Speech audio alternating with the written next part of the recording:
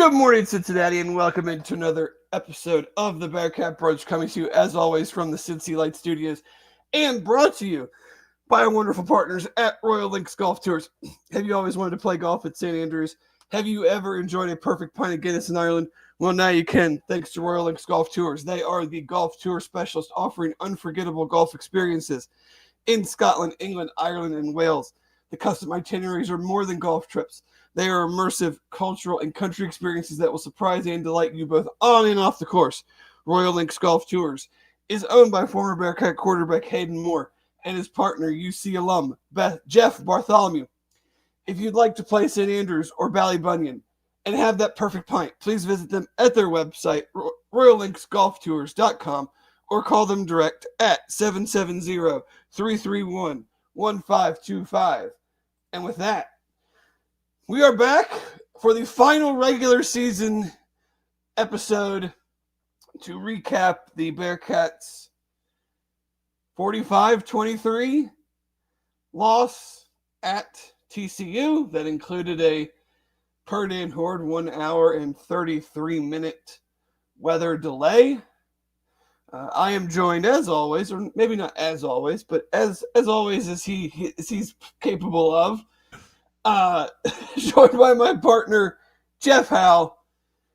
Jeff, I give you the first word every week, so I'm happy to do it again today. I bet you are. Where I'd like to start 128 miles to the west in Bloomington, Indiana. And like this, I don't know. The things that we kind of, I think we joked about them because we had a little bit of fear that it was going to happen in the back of our head, came to fruition and completed yesterday, and in the season in a way that like you can't. I think we said that a couple weeks ago, like you just can't end the season this way. And they went from 7-1 and looking like there was like this kind of outside chance that they might be able to slide into the Big 12 championship game and do some crazy stuff. And there were like these strides being taken and we were all excited about it. And we just kept like warning that there could be a couple slips. And unfortunately the slips that they took were pretty massive and ended the season the same way that it's been every season since the new coach has been here. Correct. The slides at the end of the year over the last two seasons are extremely concerning, and I think one huge reason is that unlike a lot of the teams or some of the teams UC is playing that are dealing with or have dealt with a litany of injuries at various points during the season, for the most part, the last 2 years, they've been an incredibly healthy football team. Evan Pryor missed a couple games. Dante missed a couple games. But if you really look at the main contributors of this program over the last couple of years, they are playing, or they have played, an extremely high percentage of available plays. And yet this year, especially as the competition increased from the moment where we're sitting here talking about it is totally fair to discuss this team in a Big 12 championship contender category, from that moment, essentially, it is crashed and burned.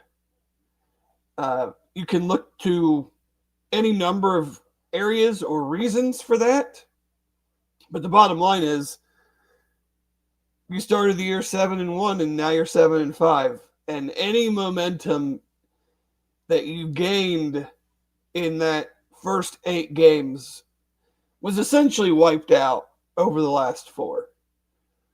I think for this game specifically, I know that people are going to want us to come on here and talk about what this means or could mean or should mean. Big picture, that's not really the format of this show. This is a post-game show to look, and we obviously talk about those things in a larger context.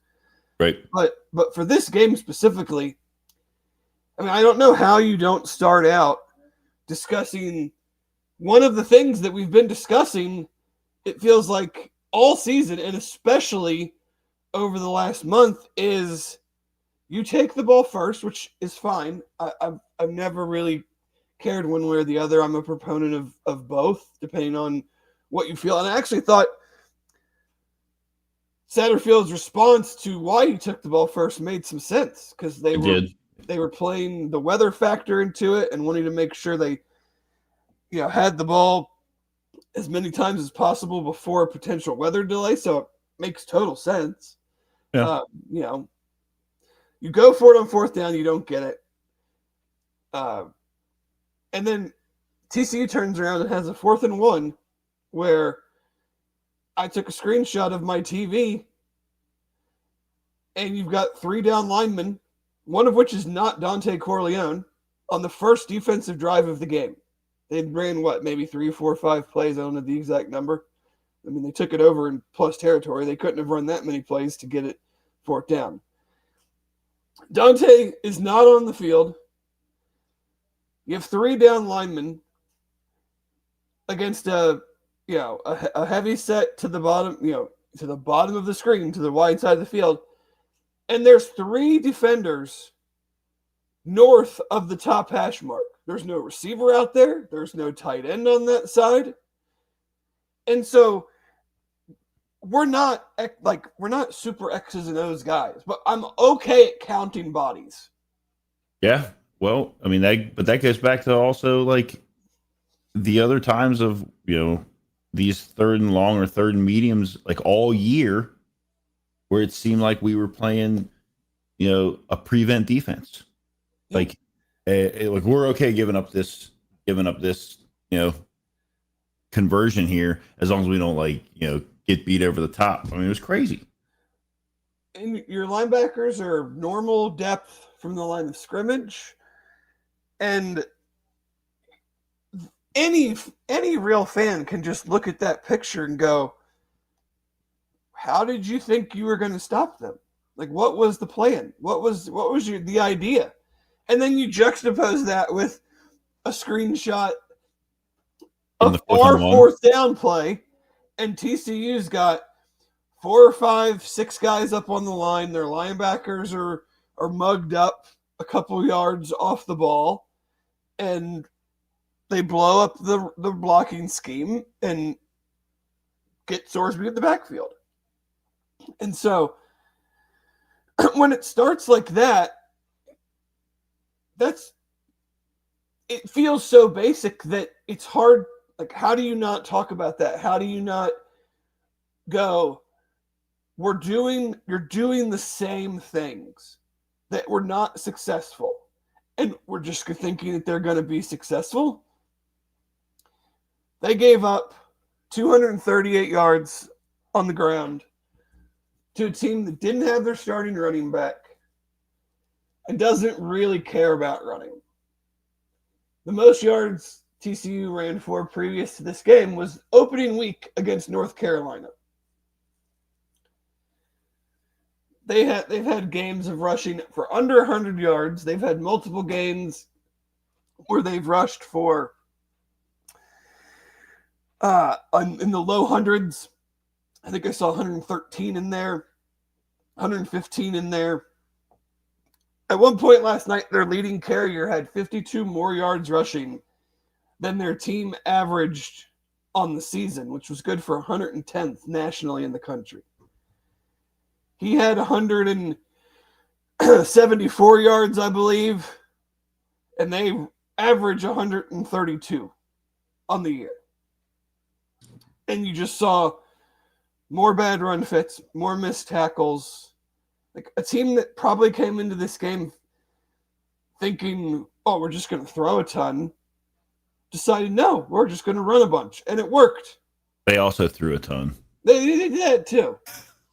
they did do that as well. Josh Hoover had, what's the number from 11.57 yards per dropback.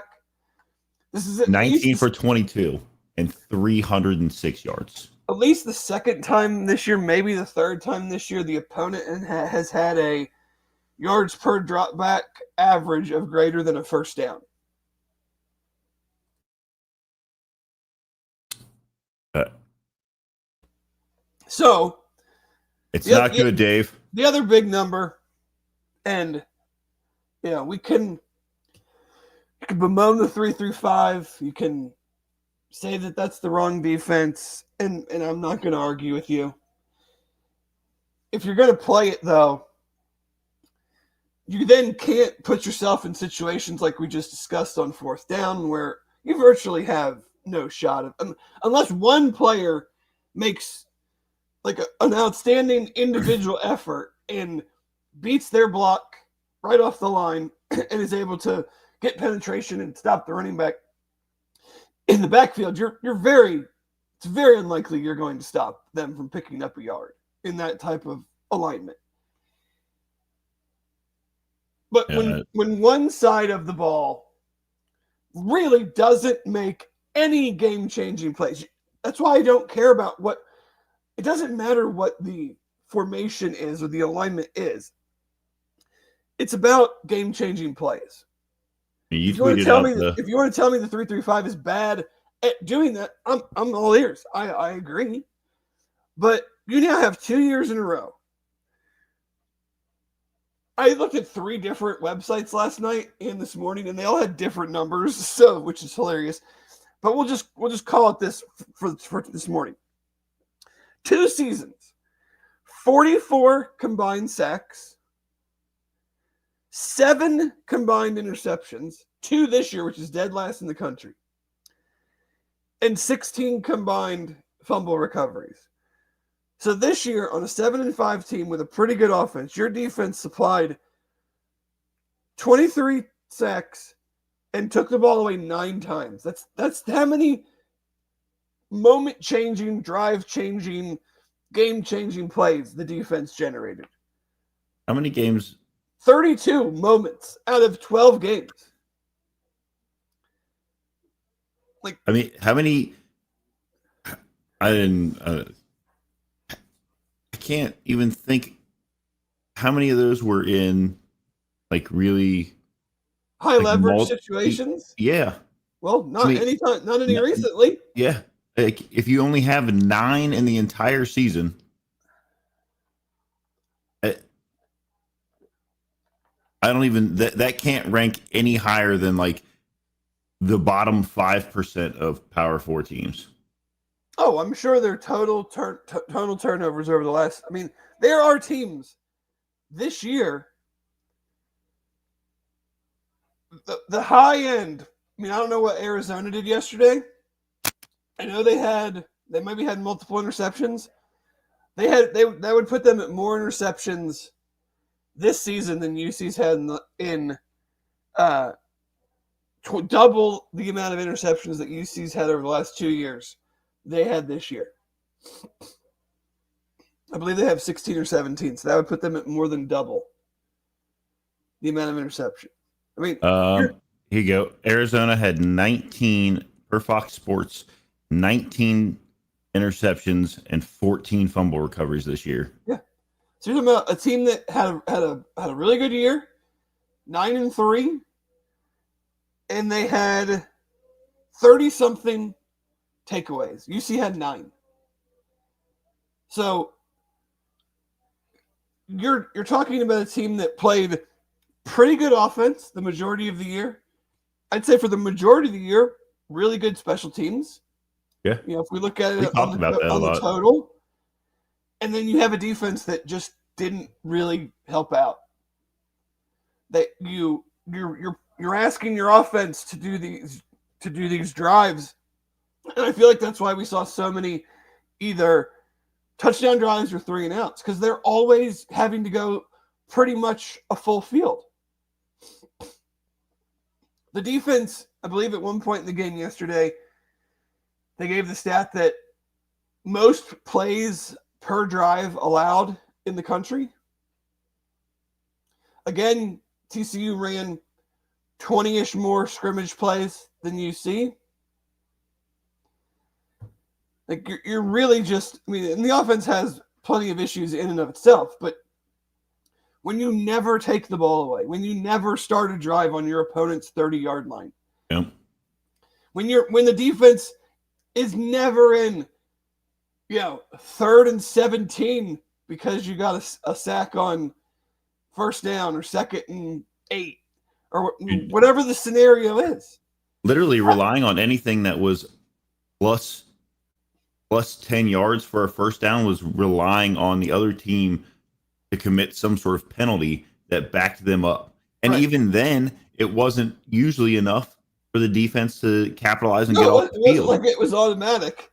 Like we talked about this early on, like the time of possession issue with the defense being on the field forever and really never giving the offense like their opportunities that they needed, and that at some point it was going to become a bigger issue than it was against your Northwestern States and your those kinds of games. And as the season wore on and the being exhausted from the length of the season combined in with just being a defense that is like complacent with or content being complacent and just kind of being in their area and slowing some things down, like you can't have that. And that's why you end up with a 4-game losing streak and probably playing in who knows where in a couple weeks. And coaches like practically overemphasize the turnover battle.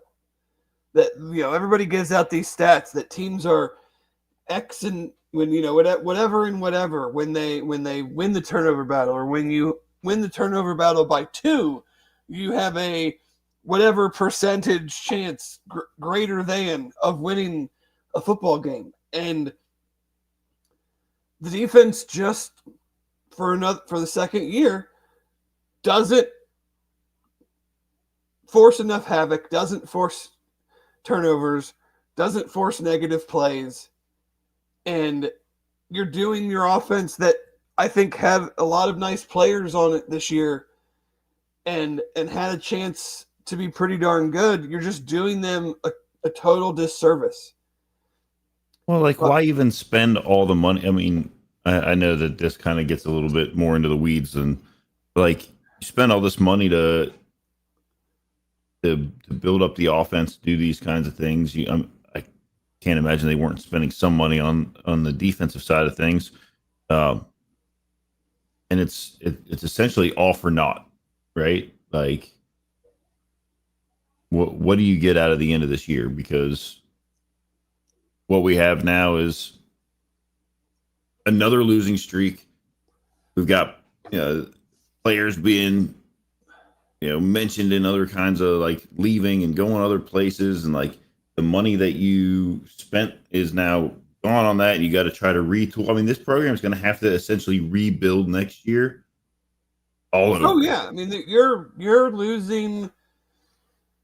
You're losing whether it's from graduation, NFL draft entry, or potential portal moves. You're losing a large chunk of your veteran leadership, production, and you have to get that figured out. And this program has been very good over the last couple of years at retaining what they felt were the pieces that they needed to retain.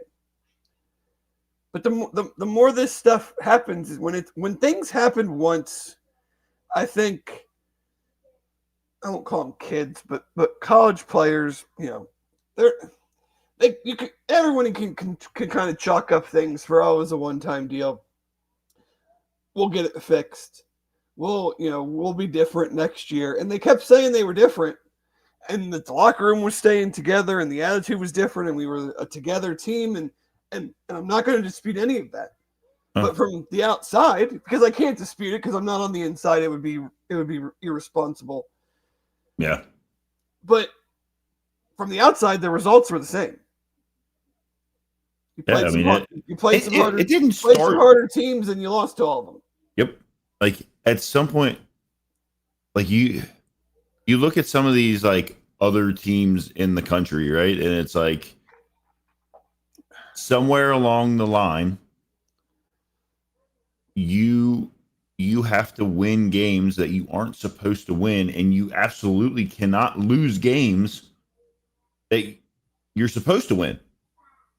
So like when this started against so like the Utah game, right? Like we go into the Utah game. That was a game that maybe that you're not supposed to win, that maybe you should go out there and win. But even like chalking that one up, like you should have beat Arizona. You had everything going for you, probably that you could have beat BYU. That could have been the one that you kind of steal. And yesterday, yesterday I don't even know. Yeah, you played. The Arizona and BYU games, I think, are going to be looked at as they were never at points where you would call them a should win, but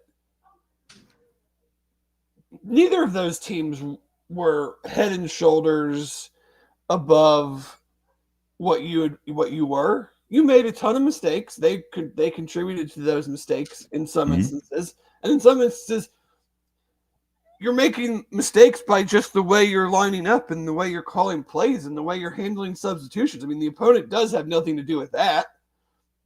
Like, I'm always reluctant to do we beat ourselves, we just shot ourselves in the foot, we were the better team. No, the better team usually almost always wins, because either they do things or you do things to yourself that make you the team that comes out on the losing end. But there were instances of both of those. There were instances where Arizona and BYU did things that contributed to UC losing those games, and there were instances where UC absolutely did things that contributed to UC losing those games that had nothing to do with those teams. So you're in year 3. You've had virtually no coaching. I mean, you had a little bit of coaching change this year on the defensive end, which to me didn't really pan out at all. I mean, if we really want to talk about anything significant, it's that there needs to be changes on the defensive side of the ball, and if there's not, then I just don't know what the point is. I mean, then what are we doing? Because we've now seen it 2 years in a row that you want to blame the scheme, fine. You want to blame how the scheme is being put into use, fine. But you have a defensive line that 2 years in a row doesn't get enough pressure, hasn't shown a ton of development, and you have a defensive backfield that remained small. I think Satterfield even pointed that out. Yeah, he did say they got to get bigger. Effective. We got to get bigger in the back end. Mm-hmm. I totally agree with. Let's see it then. Right, but you have a defensive backfield that committed a ton of penalties. Didn't matter who the corners coach was. Committed a ton of penalties and didn't take the ball away. So, well, they haven't taken the ball away. Like that's just not a thing that they do. No, and it needs to be. It can't be dead last, Jeff. It can't be 2 interceptions in 12 games. It doesn't need to be 19, but 2 in 12 games. That to me it's just not an accident.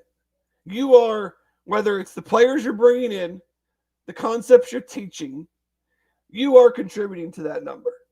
Yeah. I mean, to be 50th in the country, 50th, the Fighting Illini had 6 interceptions this year, but they backed that up with 13 fumble recoveries. So essentially 2 takeaways a game.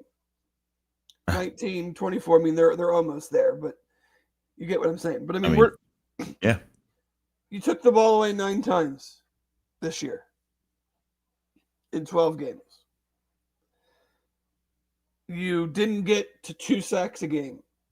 You're not going to beat good teams if one side of your football team is not contributing anything in the sense of game-changing plays.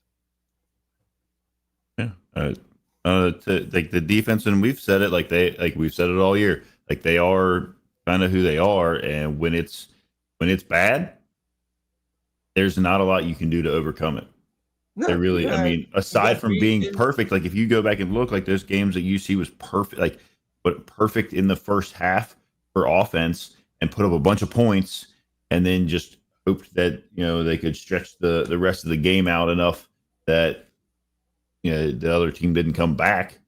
Um, but you can't like like a success strategy to like rely on all the time. Like No, of that'll work course not. sometimes. That'll work sometimes, and it did. And it did to like run out, punch somebody in the mouth, and then like hold on for dear life that you could make it work through the end of the game. Like You've got to have guides.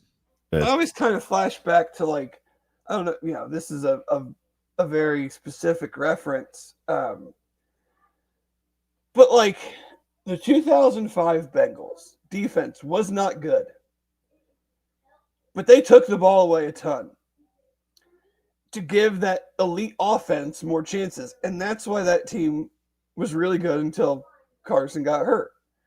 Like, you have a top 25 ish offense that you just never gave extra possessions to. Yeah. And when they Never shorten the field for. Like, you didn't, you didn't really help those guys out at all. And when you did, like the Arizona first half, they didn't hold up their end then. So right.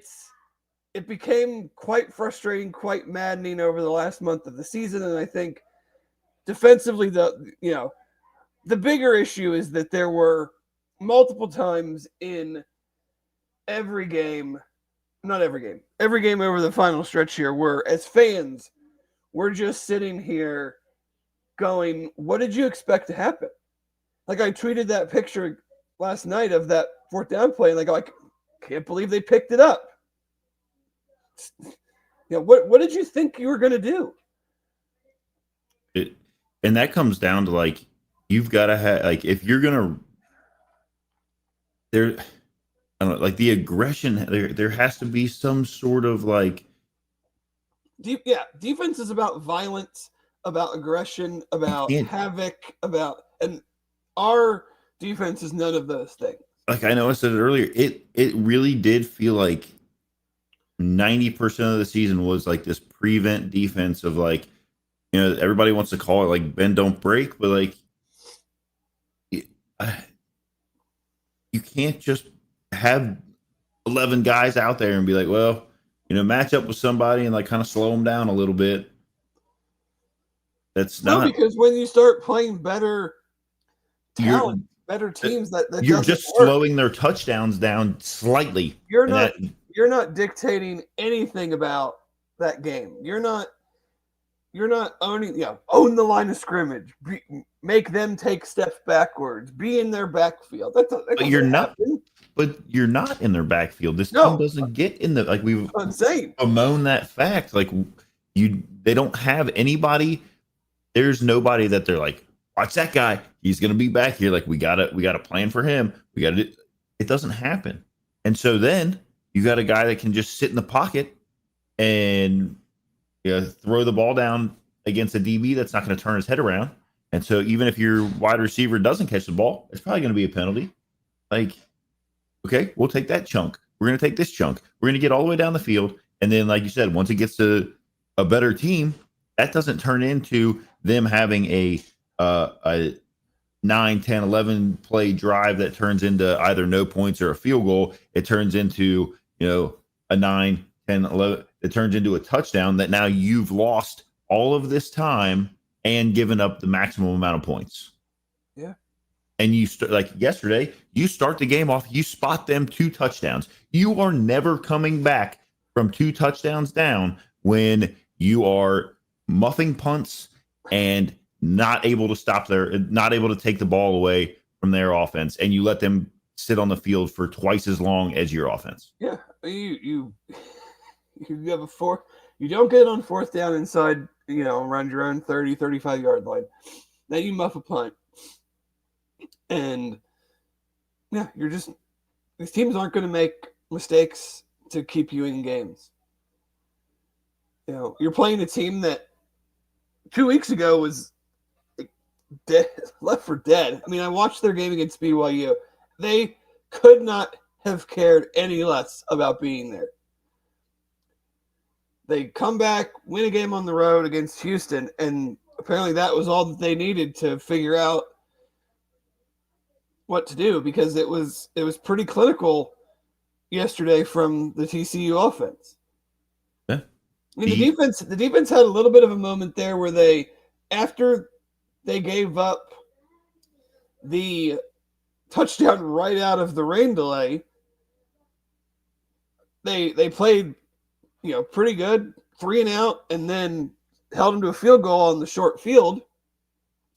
But the offense, didn't do anything there, and then it was kind of curtains after that. But Well, yeah, because then again, the one thing that I just bring it up all the time, so I might as well here too. That middle eight, that goofy middle eight thing you want to talk about, you give them 9 plays, 75 yards in 3 minutes to score a touchdown and leave you with 20 seconds where you're not really going to do anything going into the half. So that doesn't count. So you've given up a touchdown going into the half, and you immediately turn around and give them another 8 plays, 75 yards in 4 minutes to score another touchdown, and it's 38-17. Yeah, and here's the super frustrating part. EPA per play, success rate, Yep, and yards per play, UC is higher than TCU in all 3 of them. But they were on the field for half the amount of time. Right. They ran 73 scrimmage plays. UC ran 52. But then you go down and look at UC's havoc rate. 2nd percentile. That's not good, Dave. Nope. Defensive run stuff rate, 5th percentile. Red zone success rate, that's back up to. So defense was just it's like literally as bad as they could be. No, TCU gained 76% of their available yards, which is a huge number. Like the yards per dropback being, I mean, even UC yards per dropback, 8 yards per dropback. Yep. But then when if you scroll down and look a little bit more, this is all on Game on Paper, which by now everybody knows that we kind of reference off of. When you get down into like the later, late downs, so like UC had 11 late downs. Their EPA per play on that was negative 0.25. Their EPA on those were negative 2.8. TCU had 16 late downs. Yeah, I think if you go I think it's they had 9.03 EPA on late downs for TCU. On late downs, you can't. We had negative EPA in the middle 8 plays. They had 11.41 in the middle 8 plays. Like there are glaring issues that have been staring us in the face. And like you said, like we aren't necessarily the smartest, sharpest tacks in the box, whatever you want to say. Like we are certainly not coaches or intense analysts, but we have been able to point a lot of these things out for the last couple of years, and it is shocking to me that it is still an issue on November 30th, 2025. Yeah, I mean, not sure what else to add there. It is, at least once or twice a game, there's a moment where I think everybody that pays much attention to this program over the last 3 years goes, yep, there it is again. That's the thing that hasn't been working, and yet we're still doing it. And surprise, it's still not working. I think I'll just wrap it up my thoughts on it by like there've got to be some sort of changes. This program, organization, university, whatever you want to label it as, now that there's a lot of money involved, even more so out in the open now. Things have to. If there's needs to be an effort. There's not changes at the bare minimum on the defensive side of the ball, you're signaling to your fans that you think what's happened over the last 2 years, and especially in November over the last 2 years, is fine. That's Yeah. what you're signaling. That's what you're saying. You're saying we don't see the issues that you see. We don't see it a problem that we've lost 4 games in a row / 5 games in a row, 2 years in a row. We don't see a problem that one side of the football doesn't take the ball away 2 years in a row, doesn't get in the backfield 2 years in a row. We think what we're doing is fine. That's what you're signaling to your fan base and your donor pool that you so desperately need to give money for. You would be signaling that what you see is not real, and what we're doing is totally what we want to be doing, and we're doing the thing that we need to do to have a winning football program. And I honestly don't know how anyone in any position of like decision making can look at this and be okay with it. And I don't care if they like. I mean, I would like to hear them have a little emotion or a little bit of like come out and say it publicly. But you can also do that with your actions, and that's all we're looking for. Right. I mean, there's a big difference between the Jerry Jones, like I'm in the locker room giving a press conference after every game type of ownership of a it's not the same, but ownership of a program, ownership of a team, and the Mike Brown, you hear from me one time a year mentality. Like, you don't have to be one or the other, but we don't hear anything from leadership. We don't have any idea of how things are going, what's acceptable, what's not acceptable. Maybe we will now that the season's over. Essentially, I mean, there's a bowl game. Everyone that listens to this knows my feelings on bowl games. But yeah, we show us. Yeah, I don't need a press release saying that we know you're frustrated and we know that the product hasn't been as good as we've hoped and that we've had these issues at the end of the last 2 seasons. You don't need to tell me. Your actions will tell me everything that any of us need to know. If nothing changes this offseason with a head coach going into his 4th year, potentially going into his 4th year, knowing what the defense has been the last 2 years, if nothing changes, what are we doing? Yeah. Say all you want. I know reality. You know reality, and fans know reality. What's the old slogan? Don't piss on my leg and tell me it's raining. I think that's a good descriptor of I would hope everybody's frustrated. That's you invest, whether you're in the program, in the administration, a fan, a season ticket holder, a donor, everyone's frustrated. They just want to feel and see that you are showing that you're as frustrated as we are. The fan base should never, any fan base should never be the ones, showing and feeling worse than the people inside the program. And I'm not saying that that's the case, right? But we want to see. It's a very quiet. It's a very, no, I won't say ho hum, but there is, outside of Nico, who God loves the guy. Shout out Nico on the Big 12 commercial. Can hear him getting everybody fired up. But outside of him, there's no juice. This is a very basic. This is not a college program the way that that we've grown up with college programs. College programs are different than NFL programs, typically. This feels more like an NFL program. You have your coaches. They're great guys, calm demeanor, good attitudes. I'm not saying you got to be a bunch of, juice boxes, but, there needs to be some more juice, some more energy, some more urgency, some, who is promoting this program? This is a football podcast, but you could probably have this conversation about basketball too.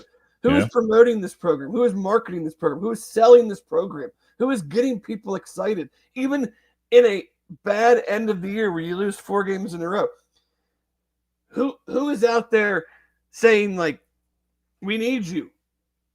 Even though I despise the idea of fans being asked to essentially buy better players to win more games, I've never felt that that's their responsibility. You're the program, you're the school, that's your responsibility.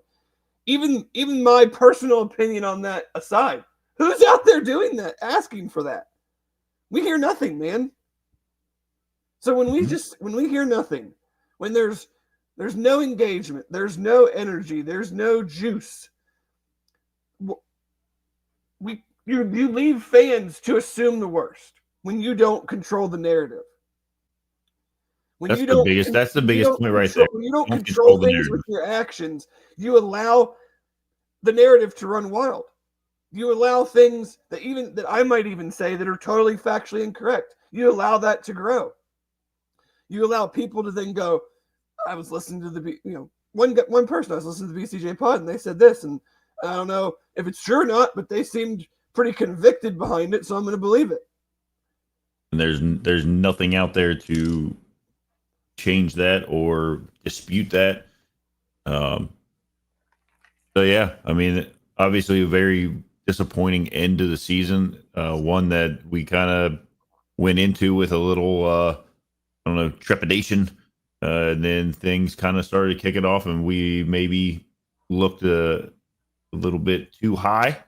Um, and then things probably crashed down further than we really thought was going to happen. I mean, I don't know about you, but going into these last 4 games, I thought for sure 500 was going to be at least where they were going to land on the last 4, and maybe steal one somewhere else and do something kind of pretty special here. Didn't happen. Maybe that in the long run, that's for the better. As long as we see the things change, that, or at least some effort to change some things, Right. and get the success that we kind of have, I don't know, deserved, Yeah. looked for, earned. Signing day on Wednesday. I think they're still in the running for some legitimately good targets in that round, but you got to make it happen. I feel like we say this stuff a lot. Like, you've got to close the deal. You've had last year's recruiting class.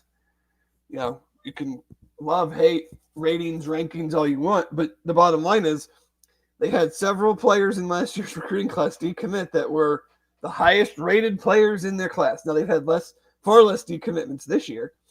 Yeah. But there's sharks out there, especially at the top of the class. There's plenty of sharks out there. Can you close? Can you add? Because if you can't, then it's more of the same. And then you have the portal, and we'll see how that goes. And the portal's later this year, so you have about a month in between the signing the high school recruiting class and the portal opening with the changes there. But like we just talked about, you have to show the fan base is in a very much all right, show me why. I wasn't a fan of this from the jump, or I wasn't real supportive of, I was going to give it a chance, and now I'm out, or whatever each individual person's path is on where they are with the football program. It's on them now to prove that this wasn't good enough. We're not in the Big 12 just to be in the Big 12. We are. No one will dispute wanting to be in the Big 12, but you can't build a nice house on a new block and then have a bunch of empty rooms because you don't have any money to outfit your house. So we're where we want to be, but are we prepared to act like we want to compete at this level? Got to be more than just sewing a new patch on these jerseys You're for all of these different teams and saying like, "Oh, we're in the Big 12." This is not a haves versus have-nots thing. I mean, over the last 2 years, Vanderbilt and Virginia have, air quotes, gone all in on NIL from a university and athletic department standpoint. Well, what do you know, Jeff? Vanderbilt and Virginia had pretty damn good years.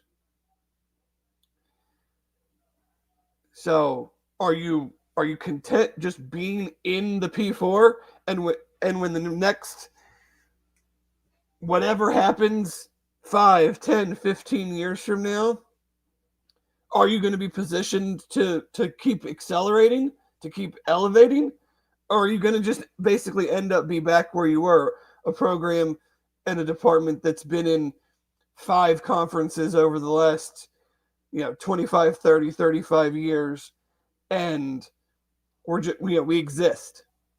We're not thriving. We're not competing for conference championships. We're in the league. We're existing.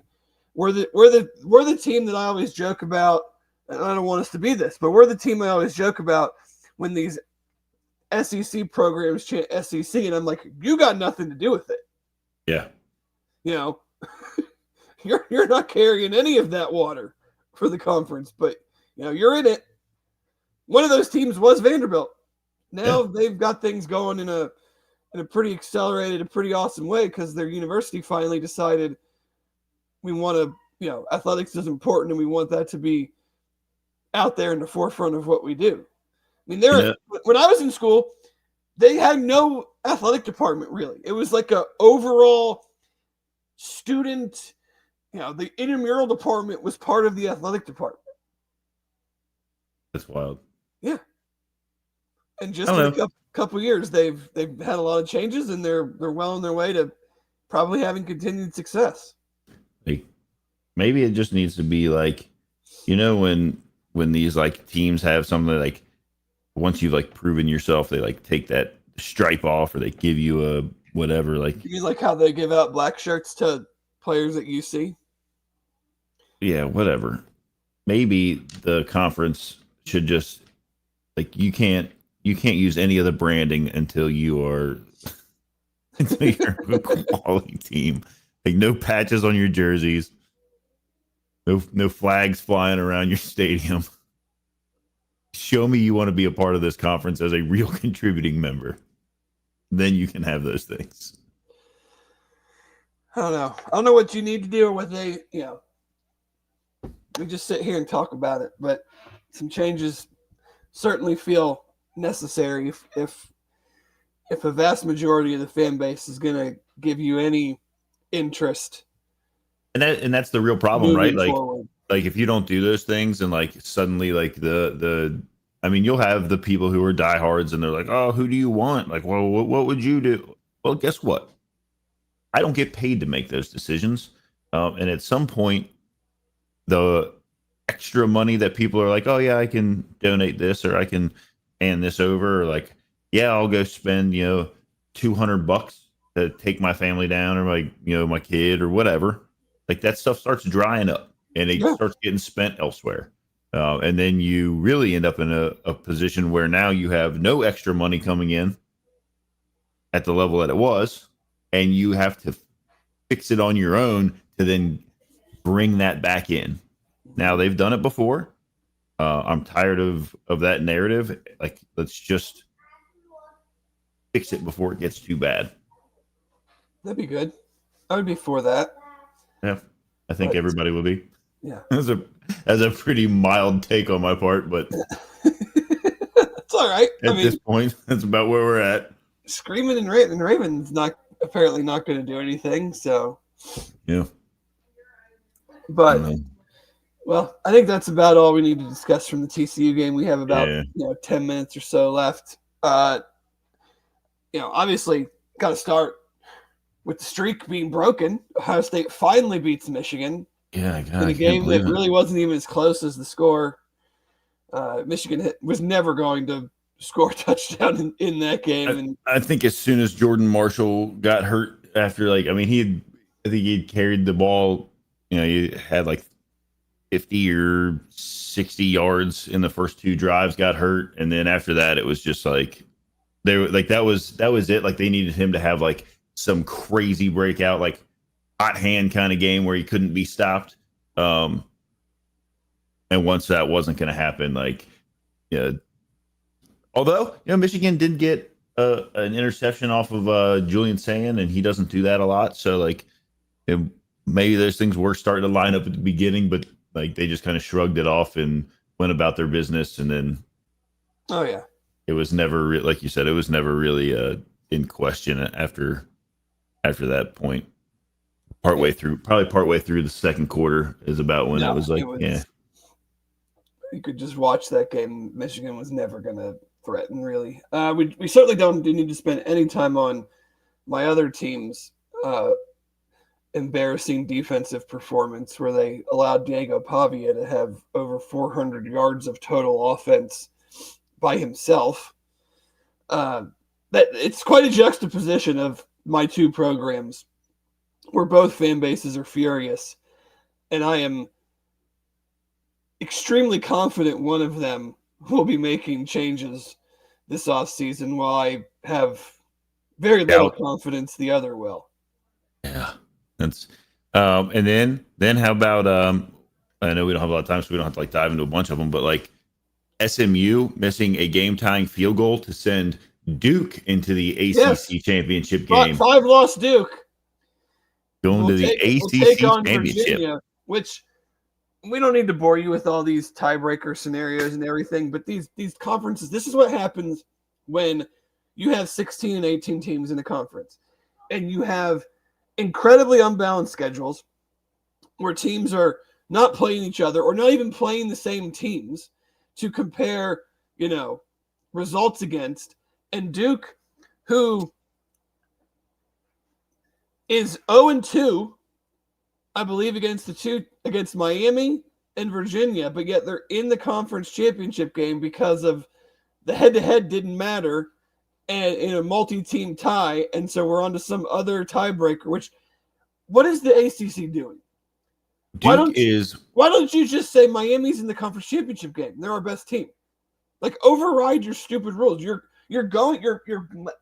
If Duke wins, we're getting probably getting two G5 teams in the playoff. Duke is right now, because of the fact that SMU, Miami, Pittsburgh, Georgia Tech, and Duke are all 6-2 in the conference. But you have Miami is 10-2 overall, Virginia's 10-2 overall, all the way down to Duke being 7-5 overall. Like you said, like they, because of whatever these like 18th page tiebreaker that they had to go to, catapults them to the top.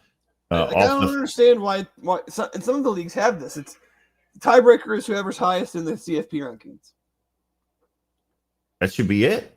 If That's the everybody, easiest. if That's the everybody best has, way to do it. if everybody has two losses, and because of the way these conferences are so bloated now, that you have teams that didn't play each other or have virtually no common opponents to compare records against, then you should just go whoever, regardless, if there's tie, the first tiebreaker is whoever's highest in the conference in the CFP.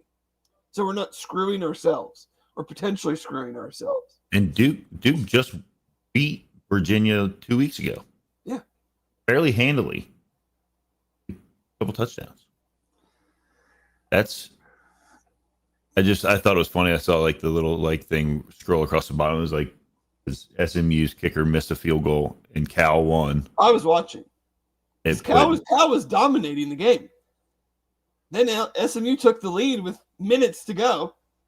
Cal goes down the field, scores somehow, and then SMU missed the kick at the end.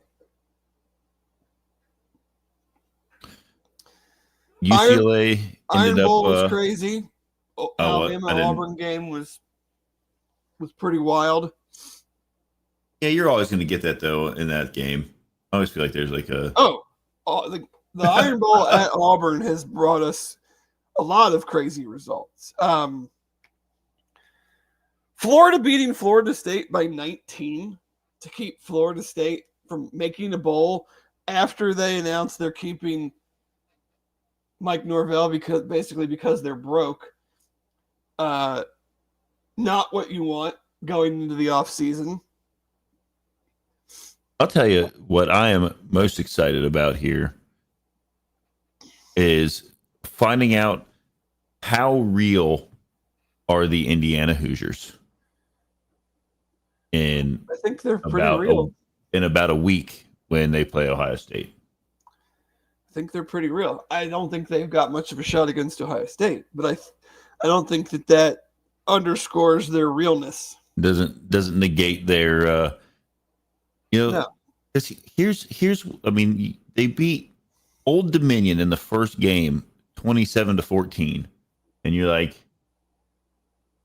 that's a team that, but then they beat number 9 Illinois 63-10. Like they they did beat Iowa at Iowa. They beat Oregon at Oregon pretty handily. They won at Penn State, which, however you want to take that, it is still, I think, pretty difficult to go into Penn State and win a game, for whatever that's worth. right. I agree. But like they've just beat the brakes off of a lot of teams this year. Yeah, they have. I don't know that I was like really paying attention to the scores. Like I just kept seeing like, Indiana wins another one. But like they really did. So I mean, I'm not saying that they aren't real, and I'm not saying that if they lose to Ohio State, they aren't real. I do kind of want to see like what it looks like stacked up. Like I kind of want to see the same way opposite. Like Ohio State, I think Michigan, outside of the Texas game in week one, which week one feels like a decade ago. Like they kind of ran through a bunch of the middling to the bottom of the Big Ten. So I'd like to see them play. I want to see them against a team that offensively has some firepower that could stress them in ways that nobody else this season has. So that'll be interesting. Alabama, Georgia in the SEC championship game, thanks to the Texas A&M loss on Friday night. Arch Manning. Oregon is, I think, safe to say comfortably in the playoff now, along with Oklahoma in what was a absolutely grotesque game against LSU, and a totally dead LSU team that almost beat them. I don't know what to make of Oklahoma. Their defense is amazing, and their offense absolutely stinks. It's like a flip flop. I mean, and like Mateer, like it, beginning of the year, everybody was pretty high on his him as like a Heisman guy. I mean, I guess he was 23 for 38, 300 yards, 2 touchdowns, but still, like that's against an LSU team that probably just doesn't even care to be there. Yeah, down the road, and I don't know if did you happen to see Mark Stoops' post game comments from Kentucky yesterday? No. So Louisville won the Governor's Cup 41-0 without their best offensive player, with their quarterback being hurt, with their top 4 running backs being out. They started a freshman walk-on running back. They win 41-0, and after the game, they're obviously the media is obviously asking Mark Stoops about his future, and he's basically laughing at them, saying like, "I'm not quitting. I'm not going anywhere. You got to be kidding me."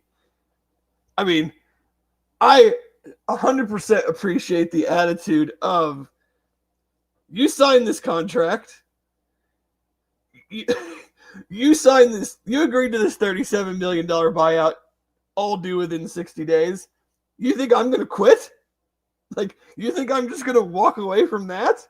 I mean, he's basically just taunting them to, you want me to go away? Fine, but you're going to pay me.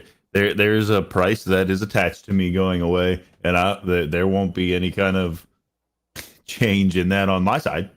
No, so that was pretty funny post game of just like, yeah, good luck, guys. I'm not going anywhere. Well, speaking of coaches and funny post games, everyone's favorite coach, Lane Kiffin, dude, this thing is, I mean, calling out the Mississippi State like. There was supposed to be a meeting at 9:00, which is right now. Pushed to later on this afternoon. Oh, I was going to say that's what like an ordeal. Like we don't. It is not UC related at all. But the no. idea that his agency, and by way of his agency, ESPN is pushing that he should be that Ole Miss, if he takes the LSU job, should let him coach the playoff is The remainder. insane. Insane. Well, And I don't think anybody thinks it's not insane other than Lane Kiffin and his agency. well, I like obviously like take this for what it really is. It's just like a random tweet that I read that was out there that said that like, and it might have been from message board geniuses, so like even less credibility, but it was just funny to think, and like something that I think Lane Kiffin would do, where it was like he's demanding to be able to take the LSU job, coach Ole Miss, that's why this deal isn't done. Or he is going to poach the entire Ole Miss roster and take them now, and like they'll get into the playoff with none of their guys. Yeah. I mean, I don't doubt it. It's like it's unbelievably hilarious that Nick Saban is sitting up on game day and talking about how the calendar is a problem and that Lane should be able to coach the playoff when Nick Saban fired Lane Kiffin after Lane took the FAU job and could not handle preparing for the playoff for Alabama and the FAU job at the same time. And Nick Saban fired him. He didn't let him coach. He fired him and didn't let him coach in the playoff. And now, 7 years later, however many years later, Saban's on TV saying how he should be able to do it. Like that, it's so obvious that that's being fed from their agency, CAA, and because they have the same agent. I take it back. It wasn't that quote that I just said about Lane Kiffin is essentially demanding to finish the season while simultaneously threatening to poach Ole Miss roster and staff if he's not allowed to.